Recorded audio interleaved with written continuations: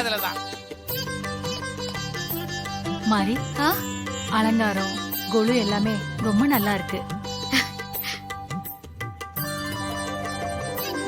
தேவி அண்ணி இருக்கும்போது இப்படிதான் கொலு வைப்பாங்க. தேவி அத்தை வேற மாறி வேற இல்ல தெரியுமா? ஆமா, இந்த வீட்டோட அடுத்த தேவி நம்ம மாறி தானே. கேட்டீங்களா சிஸ்டர்? அடுத்த தேவி மாரியம். பார்க்கலாம் மாரியா இல்லைன்னா தாராவான்னு. அப்படியெல்லாம் தேவி அம்மாக்கு சமமா என்ன சொல்லாதீங்க. நான் எப்பவும் தேவி அம்மாக்கு சமமாக மாட்டேன். மாரி, நீ ஒத்துக்க மாட்ட. ஆனா எங்களை பொறுத்த வரைக்கும் இந்த வீட்டோட அடுத்த தேவி அம்மா நீதான். அப்படி சொல்லுங்க சூரிய மாமா. எல்லாரும் ஒண்ணு சேர்ந்துட்டீங்களா? சரி, எல்லாரும் வந்துருவாங்க. பூஜை முடிஞ்சதும் பிரசாதம் கொடுக்கறதுக்கு பிரசாதம் ரெடி பண்ணிட்டீங்களா? இதோ இப்ப ரெடி பண்ணிட்டேன். நீ பூஜை வேலை எல்லாம் பாத்துட்டு. சரி ஸ்ரீஜா, நீ ஆசினியக்கா கூட போய் பிரசாதம் ரெடி பண்ணு. அக்காவும் கூட பூஜைக்கு ஹெல்ப் பண்ணட்டும். நான் தனியா பிரசாதம் ரெடி பண்றேனே. ஸ்ரீஜா, நான் வேணா உன் கூட வரட்டுமா? வேண்டாம் பெரியம்மா, நான் பாத்துக்கிறேன். நீங்க பூஜையை பாருங்க. நான் பாத்துக்கிறேன்.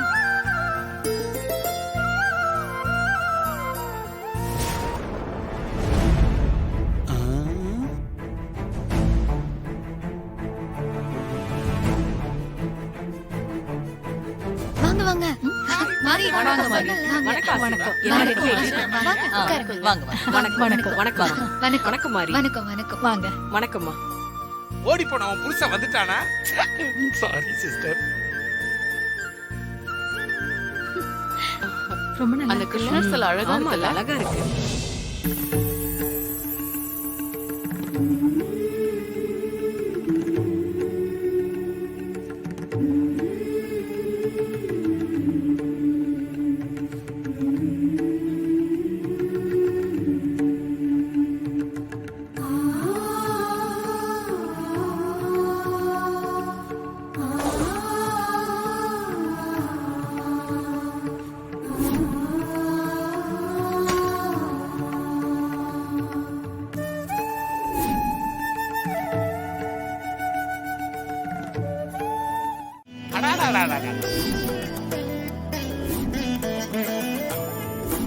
அதே போல இந்திரனும் அஷ்டதிக்கு பாலகர்களும் தங்களுடைய ஆயுதங்களை எல்லாம் அம்மனுக்கு அடித்து விட்டு சிலையா நின்னாங்க.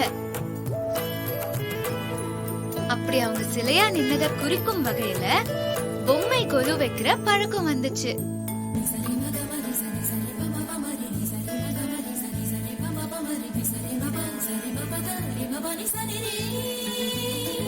நல்லா கேட்டுக்குங்க. இந்த வயசுல எப்படி ஆன்மீக சொற்பொழிவு பண்ணிட்டு இருக்கா பாருங்க.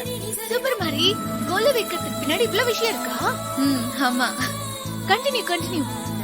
ஆதி பராசக்தியும் அந்த ஆயுதங்களை 10 கரங்கள்ல தாங்கி போர்க்கோலம் பூண்டு சும்பன் நிசும்பர்களையும் அவர்களது படை தளபதிகளான மது கைடபன் ரத்த பீஜனையும் அழிச்சு தர்மத்தை நிலைநாட்டினா.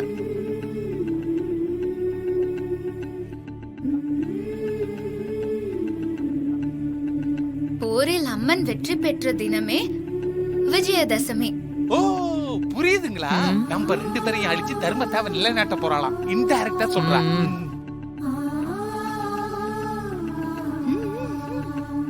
9 நாட்கள் போர் விடாமல் நடந்தது. அதத்தான் நாம நவராத்திரியா கொண்டாடுறோம்.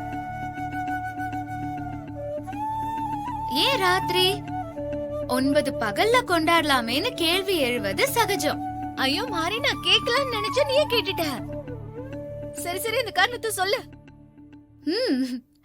அந்த நாட்கள்ல போருக்குன்னு சில சட்ட திட்டங்கள் எல்லாம் உண்டு. மாலை நேரம் சூரிய அஸ்தமனமான பிறகு போர் புரிய மாட்டாங்க.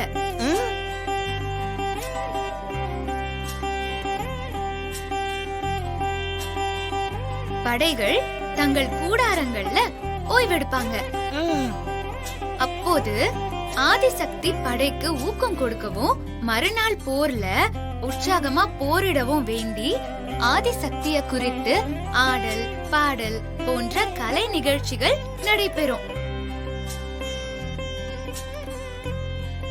இது 9 இரவுகள் நடந்துச்சு. அதனாலேயே அது நாம நவராத்திரியா கொண்டாடுறோம். சூப்பர் மாதிரி. நவராத்திரியில அம்மனை எப்படி அலங்காரம் பண்ணி வழிபாடு பண்ணணும்னா 9 நாட்கள்ல அம்பிகைய வெவ்வேறு வடிவங்கள்ல அலங்கரித்து வழிபடணும்.